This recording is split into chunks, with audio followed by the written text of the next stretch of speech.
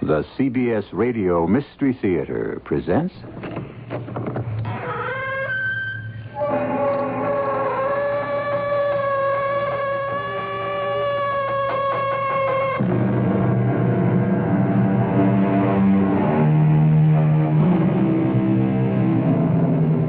Come in. Welcome. I'm E.G. Marshall. Even when we are quite alone, how often do we think, with pleasure or pain, of what others may think of us, of their approbation or disapprobation?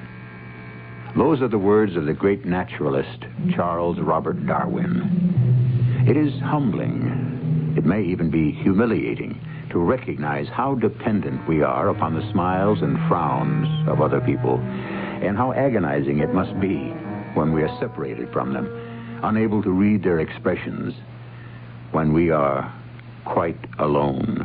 I'm all by myself. I'm alone. There's nobody here. Nobody in this room, nobody in this place. Nobody in this world but me. Am I here? Am I somebody? Who am I? Who'll tell me who I am?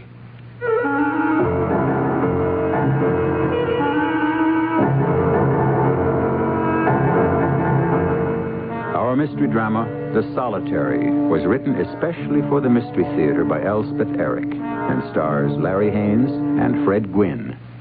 It is sponsored in part by Buick Motor Division and Contac, the 12-hour cold capsule. I'll be back shortly with Act One.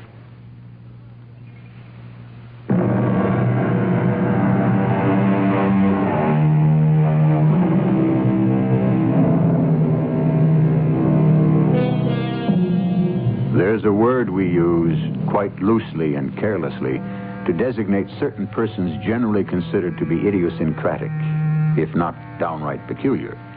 The word is loner. It's of some passing interest, I think, to note here that the dictionary contains no such word. That marvelous book lists and describes, however, the hermit and the recluse, and the one who gives our play its title, The Solitary. Oh, it's cold. Cold, cold. No moon, no stars. All dark. It's dark. What's that? A branch broke? A tree fell? What? Come on, Dorothy. That's it, Dorothy. Give me a hand. Oh, a snake. Watch out for the snake, Dorothy. Hey, the snake's gone up the tree. The snake is gone. It's gone up the tree. Here, Dorothy. Hold out your hand. I want to give you something. You'll see. I've solved the whole thing. Hold out your hand. Oh, blood. There's blood on your hands. You got blood on your hands. Oh, that's bad. That's very, very bad. It's all right. I'll do it. It's the only way. And what's that? The birds. All those birds. Help. The birds are taking over. Get the birds. Somebody get the birds. Get the birds. Hey, there now. Why? The birds are eating everything. The birds, they're eating Wake up. Wake up. No good. No use. They're big birds. Come on now. Come on. Wake up. What? Oh. What is it? Oh. You've been dreaming. What? Come on, wake up. It's breakfast time. Oh, yeah. Breakfast. Such as it is. Oh, yeah. Here. Yes, thank you. Oh, that was a dilly, that one. The dream? Yeah. I was walking through this kind of a forest with this girl, and it was dark. There was no moon or anything, and we were lost or something, and I forget.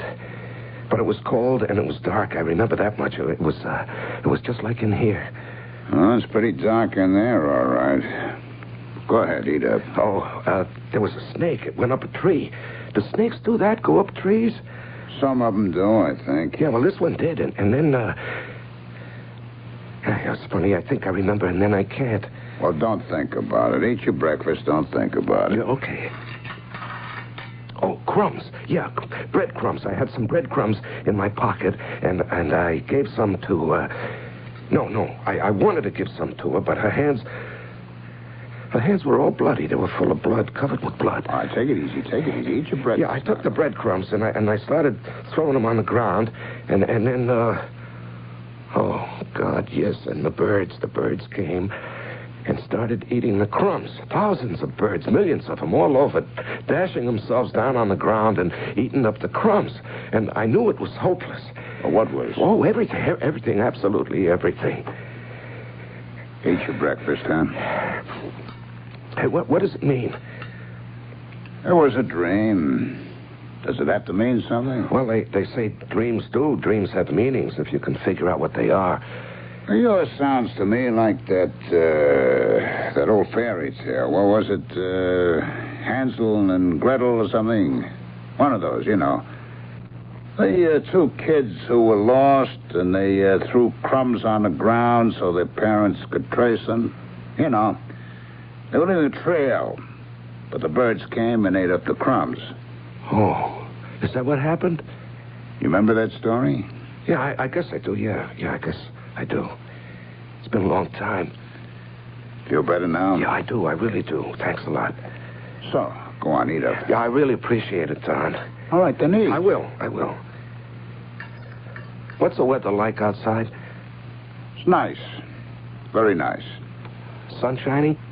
Yeah, shining like crazy. Is it hot? Yeah, but there's a little breeze. It's very nice. I walked all the way up the hill. Oh, you did? That must have been nice.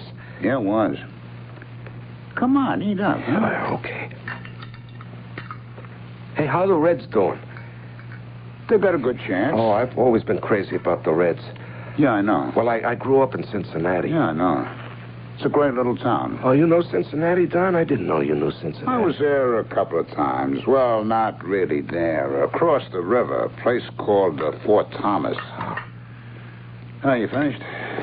Give me the plate and the cup. Huh? Yeah. You know, I think maybe tomorrow I can sneak you up some oatmeal. Would you like that? With milk and sugar? Yeah, I like oatmeal. Then maybe you won't dream about breadcrumbs, huh? Yeah. Okay, I'll see what I can do without getting caught. No, don't get caught. Hey, Don. Yeah? Don, how many days I've been in here? 17. 17. 13 more to go.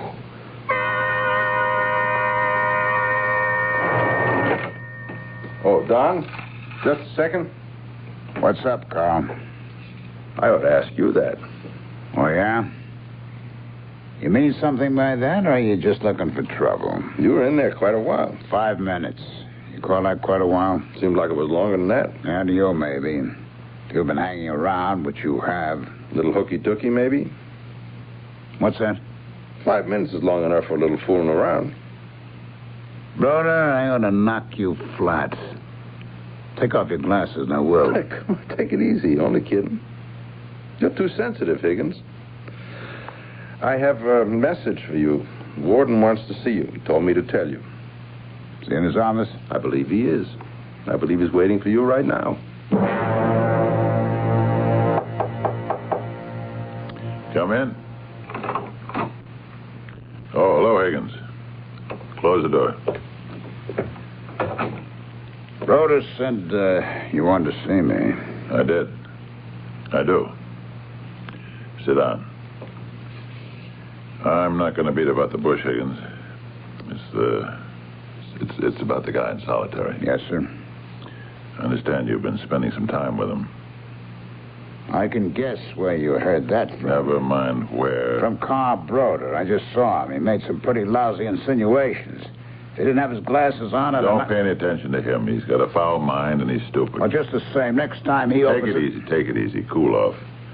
The prisoner's in solitary because he hit Carl. After throwing his food tray at him. Well, Carl must have said something to him. Now, your duties call for you going to the hole twice a day and leaving the requisite amount of bread and water. That's all you're supposed to do. Later, you go pick up the cup and the plate. That's all. You're not supposed to hang around while he eats. Now, you know that, Higgins. You've been here long enough to know that. Yes, sir. So, why don't you do what you're supposed to do? Why this infraction of the rules?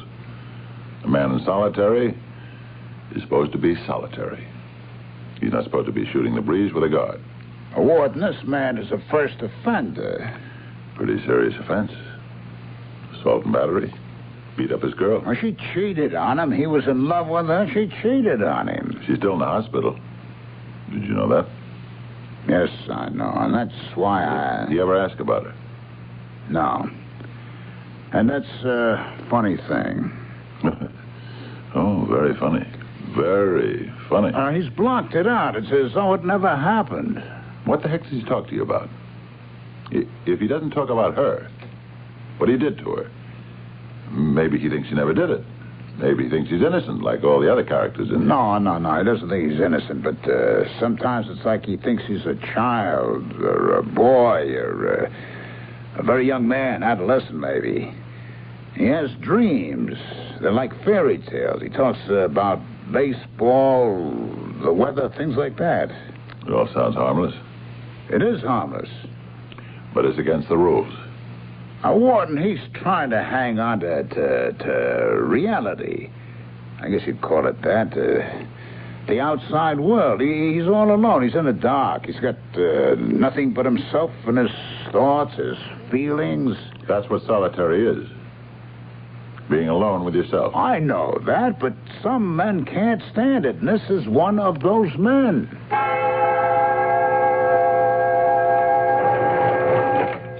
Don? Yep. Here's your ration. Is it still nice out? It's all right. Sun still shining? Yep. Hey, quite a spell of good weather we're having, huh? Hey, where you going?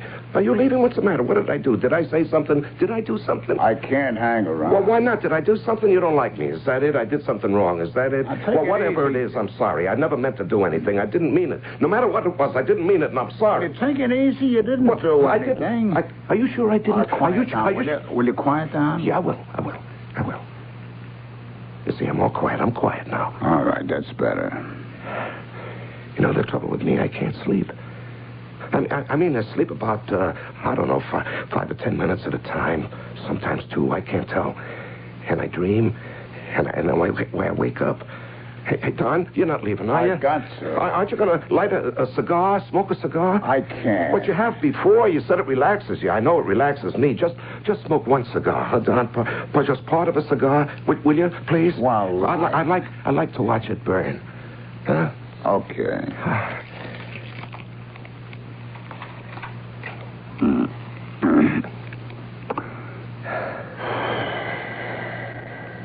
Is that better? Yeah. It's so dark in here. You'd think I could sleep. You'd think I'd do nothing else but sleep. But it doesn't work that way for some reason. I think maybe my nerves would be better if I could sleep. Hey, Don, you're not leaving, are you? Aren't you going to stay and smoke the cigar? I gotta go. Please don't go. I want to ask you things. Please, don't go, Don. I'll tell you what. Just stay for a little while and smoke the cigar. Don't go. I got to go. I got to. But I'm going to leave my cigar, okay? I wish you wouldn't go. I told you I got to. But look, I put a cigar right here on a crossbar. See it? Yeah. You can see the tip, can't you? Oh, yeah. You're not supposed to smoke it, you know. No, I won't. I'll just watch it burn. Okay, then. Yeah, it'll be like a nightlight. I'll have a nightlight. And I'll sleep.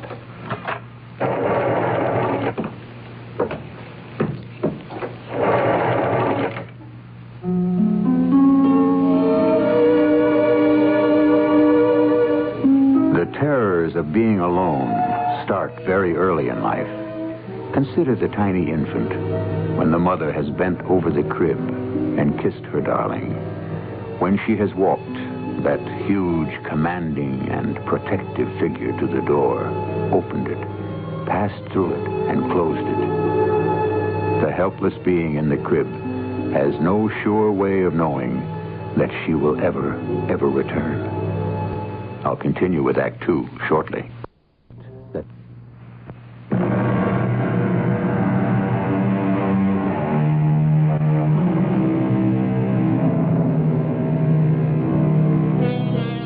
There have always been those who chose isolation, like the hermit monks from the early Christian martyrs, some of whom survived without going mad. But our story concerns a modern man who has had his isolation forced upon him, one who is trying to save himself from madness. Listen now to the second act of The Solitary. Wake up. Breakfast. Oh, you. I'm passing through. Yeah, thanks. Sleep all right? Oh, yeah, fine. Hey, what's it like out, the weather? Sun shining? Yep. Oh, it's been nice lately, the weather. Hey, you're not going. Got to. No, I wanted to ask you about the Reds. How they doing? I told you yesterday. Yeah, you said they got a good chance. That's right. Even without Maroney, you said they traded Maroney. Hey, don't go yet, Don. I want to thank you for leaving that cigar here last night. I certainly appreciate that. That's all right. You know, I stared at it for, tell you the truth, I don't know how long it was. First thing you know, I'm asleep, and then it's morning. And I really appreciate what you did. I was getting a little crazy there, no sleep, you know? Yeah, sure, I know. You ever go very long without sleep? Not for long, no. Of course, they say eventually you do go to sleep. I mean, nature takes over, and you just go to sleep. We don't need as much sleep as we think we do anyway. That's what they say. How much sleep do you need, Don? Oh, about 8 hours does for me. Yeah, 8's about right for most people. Yeah, well, hey, look, you're all strung out, man. Why don't you try taking it easy? No, I'm not strung out. I'm okay. What makes you say I'm strung out? Well, you're all right. Certainly I'm all right. Good night's sleep, certainly. I'm all right. Only, do you have to leave, Don? Can't you stick around? I really can't. Oh, Don, one more thing. Just one more thing before you go, okay? Oh, what's that? You think I got any mail? Mail? Mm-hmm. You don't get any mail in solitary. Oh, I know that. Certainly, I know that. Only, I thought if there was some for me up in the office or wherever they keep it... Well, what good does that do you? Just to know that it's there. I'd like to know it's there. After all, I'm going to get out of here sometime. It would be something to look forward to. Know what I mean? Well, who would you think you might be hearing from? My mother? I'll tell you what. I'll try to find out for you. Yeah, would you, Don? Oh, man, I'd appreciate that. I really would. I would certainly appreciate that. Don't mention it. And Don? Yeah? You're not mad at me, are you? No, you're not going to start that again, are you? Well, I have this feeling like I've done something I shouldn't have. You did something you shouldn't have, all right? Yeah, I knew it. I knew that. Now, tell me what I did. I have this feeling I did something. Now, mister, you beat up a lady. You clobbered your girlfriend. Yeah, I know I did. But I'm paying for that, Don. I'm in jail for doing that. You're doing 30 days in solitary for trying to clobber a prison guard. Yeah, I know. I assaulted Broda. Man, why did you do that? I don't know. I forget why I did it. That's one of the very worst things you can do here. You know that. Now, why did you do it? Did he say something to you? I don't know. I forget. Just all of a sudden, I was hitting him. You know, you're not really such a violent fella. I don't know. Maybe I am. I beat up on my girl. I beat up on Broda. Don, don't go. Don't go, please. Don't go. Look, I got you. I'm not supposed to be standing around here shooting the breeze with you. It's against regulations. The warden doesn't like it. He told me so. Yeah, but alone, all by myself, nobody here. It gets to feel like there's nobody but me in the whole world, nobody. And then I start to think, am I here? Am I somebody? Who am I? Will you tell me who I am? I can understand that. But I gotta go anyway. I'll be back this afternoon. You sure? I'm sure. So, take it easy, huh? Hey, who's that? Oh, Broda. What do you want? Thought this is where you'd be. Now, what do you want, Carl? The warden wants to see you. The warden? Is he in already? I just walked up the hill with him. He wants to see you in his office right away. Ah, all right. Run along. I'll say flock for you. Okay.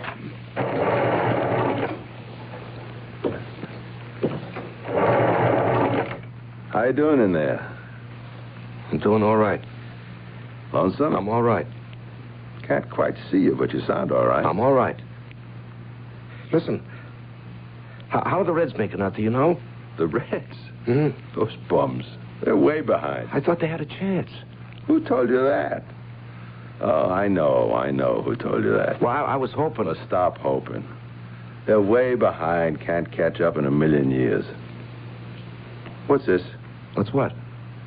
Is this ashes? Where? What ashes? On the crossbar here. Looks like cigar ashes. Now, how'd cigar ashes get here? You've been smoking, for heaven's sake? No, I don't know. Who was smoking around here? Somebody give you a cigar? No, nobody gave me anything. Then who was smoking? Nobody. I'll find out pretty damn quick. Guard, you got a flashlight? Yeah. Well, hand it over. Nobody's going to smoke in solitary and Yeah. get away with it. There's got to be a butt around someplace unless you ate it. Is that what you did? You ate it? I wouldn't put it past you. Okay, come on, move over. Butt's got to be here someplace if you didn't eat it. Move over, get in the corner. Hey. You got water on your glasses. Here it is. Yeah. I knew it had to be here. Listen, why have you got drops of water on your glasses? Because it's raining, stupid. I got soaked walking up the hill. It's not raining. The sun is shining. Oh, it is? Yes, it's a very nice day out. How would you know? Now, wait a minute. Let go of It's me. nice out. The sun is shining. go. It's been nice out for a long It's time. raining. It is not. It's been raining for 2 whole days. You're a liar. It is very nice out. We have had a spell of very good weather. You busted my glasses. I'll get you for this, you crumb, if it's the last thing I do. The sun is shining. It's been shining for I several ought days. to beat you up. I ought to give it to you good. You want to mix me up? It's very nice out. What did I tell the warden, you creep? You'll get another 30 days in the hole, maybe 60. Man, you never learn, do you?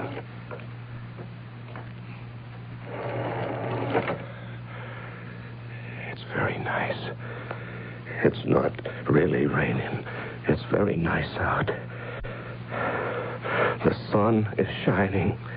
It's not raining. It's against the rules, Don. What more can I tell you? I know, Warden. I don't know how it happened. It was just that he seemed so darned, I don't know, helpless, like a kid, sort of. He's only 22. It's his first time in the clink. Makes no difference. I was just trying to be friendly, that's all. That was a mistake to start with. Solitary is punishment, Don. We're not supposed to make it pleasant. Well, now you know it can't ever be pleasant. What went on between you two? What did you talk about? Oh, nothing. Anything. It's mostly the weather. He always wants to know about the weather. I don't know why, but he's crazy to know about the weather. Every day it's, what's the weather like? Is the sun shining? Is it nice out? So I tell him, that's all. That's all. Well, it seems to cheer him up if I tell him it's a nice day, that the sun is shining, that there's a breeze, the birds are singing. So I tell him that. Even if it wasn't a nice day, I tell him it is. Makes him feel better. What else do you tell him? Well, he comes from Cincinnati. He's interested in how the Reds are doing. Not too good. Yeah, I know. But I make out like they have half a chance. And that perks them up some, so every day I make their chances a little better. I think they're in last place. Yeah, they are, but a man in solitary, does he have to know that? Warden, it's nothing. 5 minutes twice a day. It's nothing. Nothing to you, maybe. Who's that? Warden, I got to see you. What is it, brother? He did it again. That guy in solitary took a poke at me, broke my glasses. Close the door, Carl. Sit down. Tell me what happened. After I told Don here you wanted to see him, I said I'd safe lock the place and he should go to see you, and Don left. Why didn't you leave? Well, I was going to, and then I see something. On the crossbar of the cell, I see ashes. Ashes? Cigar ashes is what they look like. That was... I think to myself, somebody's been giving this guy cigars. He's been smoking in his cell. No, he wasn't smoking. I get a flashlight from the guard outside, and I go in the cell, start looking for the butt, the cigar butt, and I find it. He don't deny it or anything. I mean, he don't say it isn't him. It wasn't. All he says is, what's wrong with your glasses? They got water on them. And I say, very nicely, certainly they got water on them because it's raining. And he says, it's not raining. And I say it is, but he keeps on, and there's words and one thing and another, and he takes a poke at me, breaks my glasses. Creep breaks my glasses. Don, you know anything about this cigar? It was mine. What was your cigar doing in that cell? I left it there last night. On purpose? The man couldn't sleep. He said it'd be kind of like a nightlight. Nightlight? Well, he hadn't been sleeping well. Nightmares. He was very edgy. How is he now? I don't know. All right, I guess. After he slugged me, I beat it.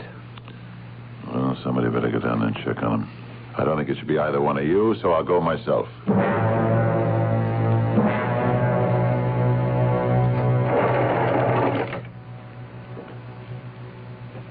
You all right in there? I understand there was some trouble with one of the guards. That right? You slugged one of them? Carl Broder? He just came up to my office and told me. I'd like to hear your side of the story if you care to tell it to me. Don Higgins left a cigar on the crossbar last night. He's admitted he did it. To help you sleep, he says. Now, of course, he shouldn't have done that. When Mr. Broder found the ashes, he should have reported it. He shouldn't have gone barging into your cell like he did. That was wrong. But he was just looking for the cigar butt, that's all. You had no call to hit him. You broke his glasses, you know. You shouldn't have done that. It's the thing that got you where you are in the first place. You know that. Answer me. I know that. Well, then. What have you got to say for yourself? Anything? Warden, have I got any mail? Mail? You want to know if you have any mail? A letter, maybe? From my mother?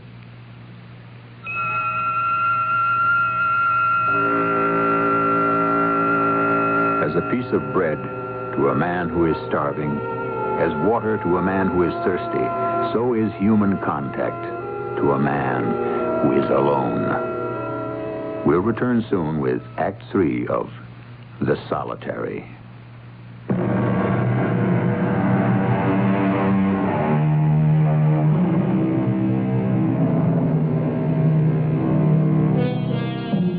A man is stripped of his liberty. His movements are limited. His food is prescribed. His sleep is controlled. His work is assigned. His communications are censored. What more can be done to him? One more thing. He can be deprived of human contact. And that is the final insult that turns him in upon himself. What are you doing in there? Nothing? I can hear you moving around. Look, are you listening to me? Are you? Yeah. I think you're the warden. That's right. I thought so. Now, to get back to... you asked me, did you have any mail? If you had a letter from your mother. Didn't you ask me that? Yeah, I believe I did. Well, of course you can't get any mail while you're in solitary, but I'll check and see if there's a letter from your mother. Okay? Will that make you feel better? My mother's dead. You say she's dead? I think it was last year she died. Then why did you want to know if there was a letter? Look, I want to be very fair about this whole thing, but we have to face the fact that you struck a guard. Warden. Yes? Yes, what is it? Are you really the warden here? Why, certainly. Look, regulations say you've got to be punished for striking a guard. You did it once and you were punished, and now you've done it again. Do you know why you hit Broder the second time? Do you? I really don't. I'm telling you, you'd better come up with some kind of a reason, because if you don't, I've got to give you 30 more days in the hole, and I don't really want to do that. You hear me? Give me one good reason for hitting Broder, and I'll try to go easy on you. Come on. Think back. What happened? It wasn't Broder's fault. Come on now. You don't start a fight with a guard just for the hell of it. You're not a violent man by nature. Anyways, you don't appear to be. Of course, I could be wrong, but I don't think you are. Look, I'm asking you to please stop walking around and talk to me. Will you, for Pete's sake, please do that? What's that? What's that noise? Sounds like glass. Is it glass? Of course, Broder's glasses. Nobody swept them up. Look now. I'm going to send for a broom and a dustpan, and I'm going to clean up all the glass in your cell. You there. Fetch me a broom and a dustpan on the double. And a flashlight, too. Right. You trying to get this place in an uproar? You trying to get me mad or something? Well, you're not going to succeed, Buster. Oh, thanks. Right, Warden. Now stop all that walking around and go stand in the corner, okay? Just stand right there while I sweep up this glass. No. I got a better idea. Here, you sweep it up. Come on. I'll hold the flashlight. Come on. Take the broom. Take it in your right hand. Good. Now, start sweeping the glass. You're going to start sweeping now. Start. That's pretty good. I think you got it all. Now, you're going to hold the broom with just your right hand. And your left hand is going to take hold of the dustpan. And you're going to put the dustpan on the floor next to the little bits of glass. That's it. And you're going to sweep the glass into the dustpan. That's it. That's good. That's very good. Now I'm going to get rid of this glass outside. And you just try and take it easy. Okay? Okay? Everything's going to be all right. Take my word for it. You just relax. Everything will be fine.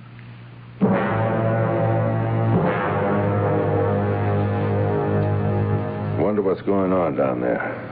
Warden's checking on him. There's nothing wrong with him. He's just got a quick temper, and he's a little too free with his fists. You told him it was raining. What?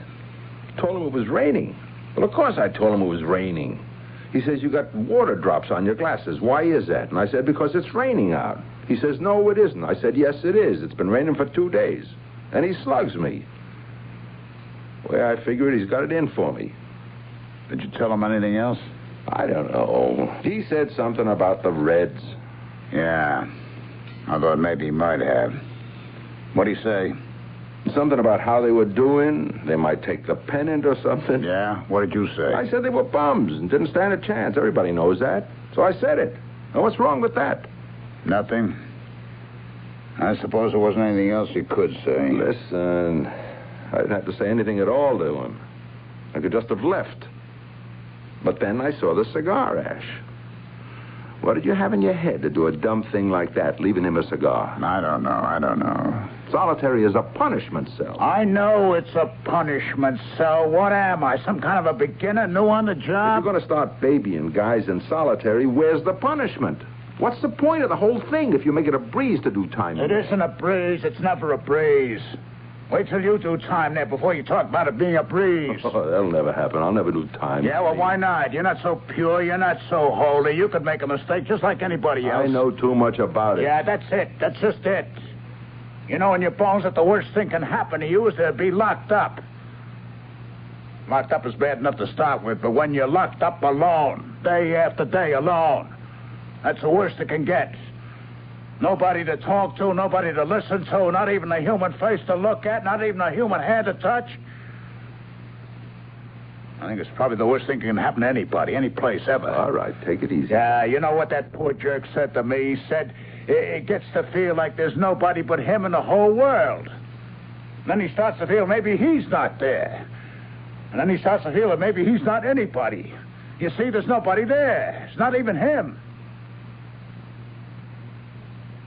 That's why That's why I started giving them a few minutes of talk back and forth. Yeah, you told him the Reds didn't have a chance. Well, they haven't. What's wrong with that? I've been telling him they did have a chance. For Pete's sake, why did you do that? He comes from Cincinnati. He's a big fan. I wanted to give him, I don't know, something to root for, something outside of himself, something out of the world, something real. I don't get it. Yeah, I know you don't get it. Now, maybe I should have never said it, but I was grabbing at a little thing, like the weather. He liked to have a picture of everything being real beautiful outside. The sun shining, trees, flowers, birds, so I kept telling him it was wonderful out. He believed me. Oh, why not? I'm the big oracle. I'm the big smart man who knows all about what's going on. He's just a little kid who's been locked in a dark closet for doing something bad. And then you come along, you tell him I'm wrong. I don't know anything. Hell, it's no wonder he slugged you. Yeah, it's not my fault. I didn't know anything about that. I know. I didn't say it was your fault. But I don't think it's my fault either. Or maybe it was. I don't know. Maybe it's right what the warden says. Just go by the rules, forget everything else. That's what I believe. Go by the rules. Only it's a heck of a way to live. Warden? Warden? How is he? Is he okay? I don't know. He won't talk? Oh, he said a few things. Asked about a letter from his mother. He asked me about that, too. A couple of seconds later, he said his mother died last year. Oh, his mother isn't dead. Last year is when he got sent up. He's, weird. No doubt about that. I've sent for the psychologist. But in the meantime, Don, I wish you'd go down and try to talk to him. He knows you're his friend. Maybe you can get some. Okay. Take the flashlight. You, may want to get a good look at him.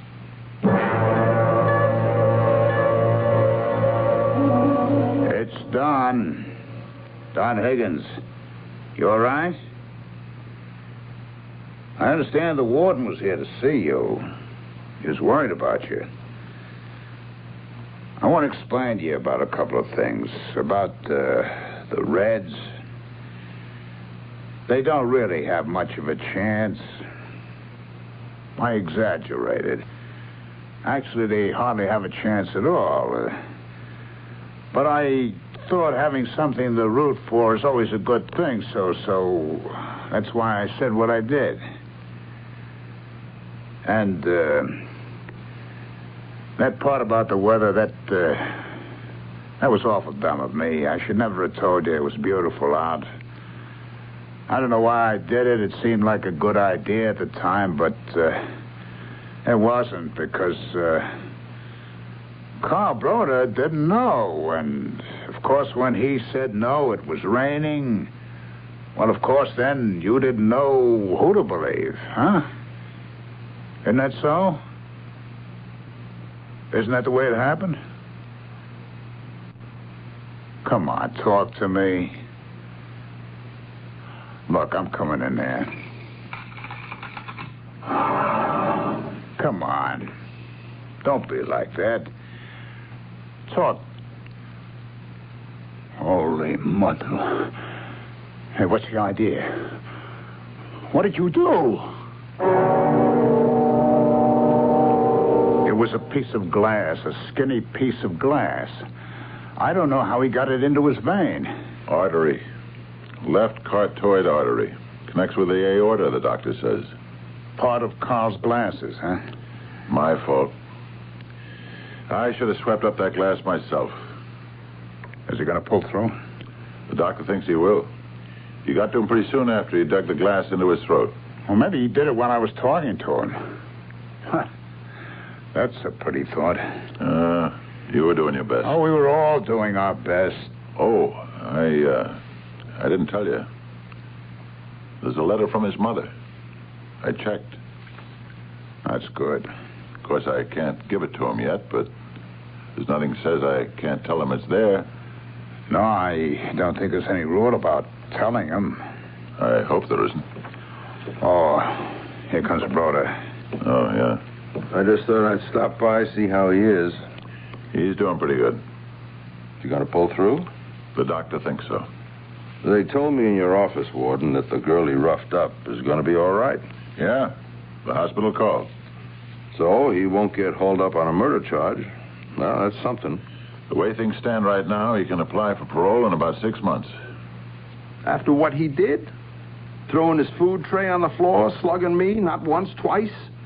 You think anybody's going to grant him parole after that? Probably not. I should hope not. He ought to be sent back to solitary once he gets out of here. Isn't that right, Warden? I mean, not just for the rest of the 30 days. I mean, for another 30 days.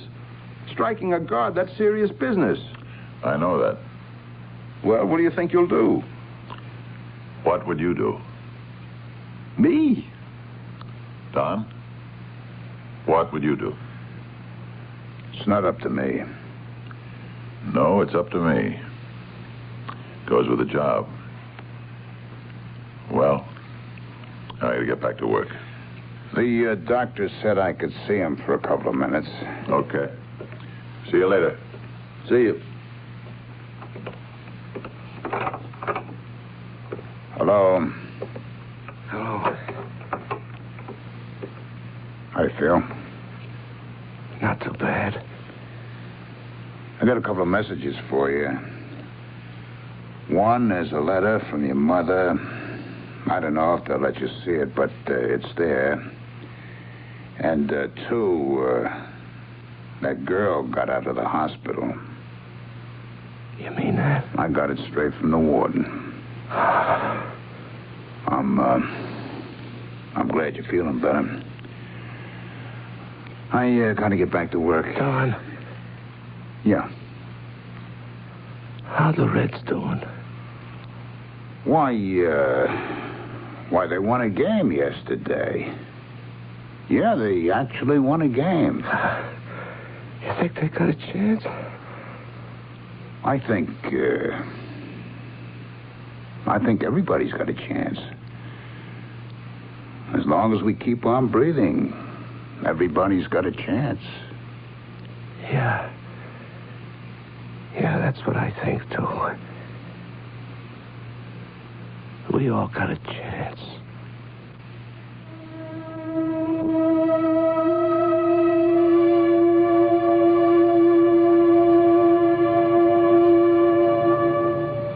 I firmly believe that. Everybody's got a chance, however slim it may be or seem. But that chance is slimmer to the one who is alone. Woe to him that is alone when he falleth. Ecclesiastes chapter 3, verse 10. I'll be back shortly.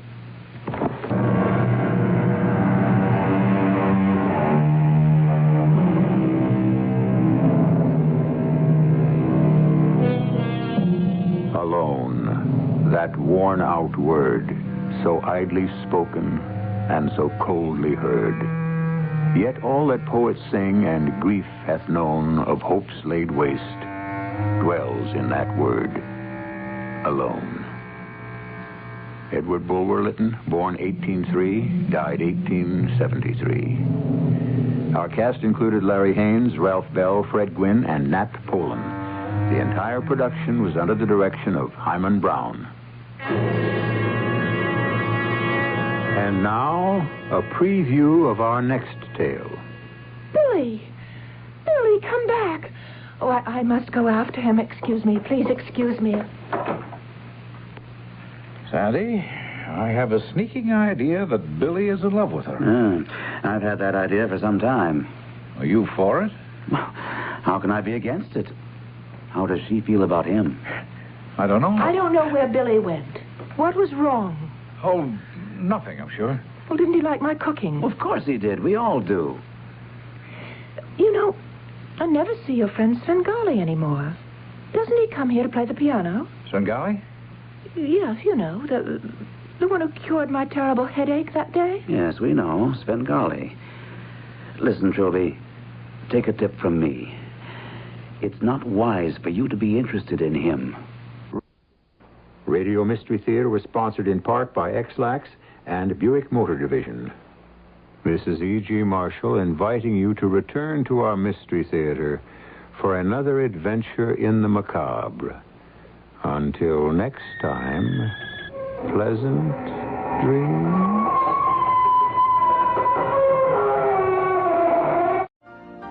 You've been listening to the OTR Gold Network.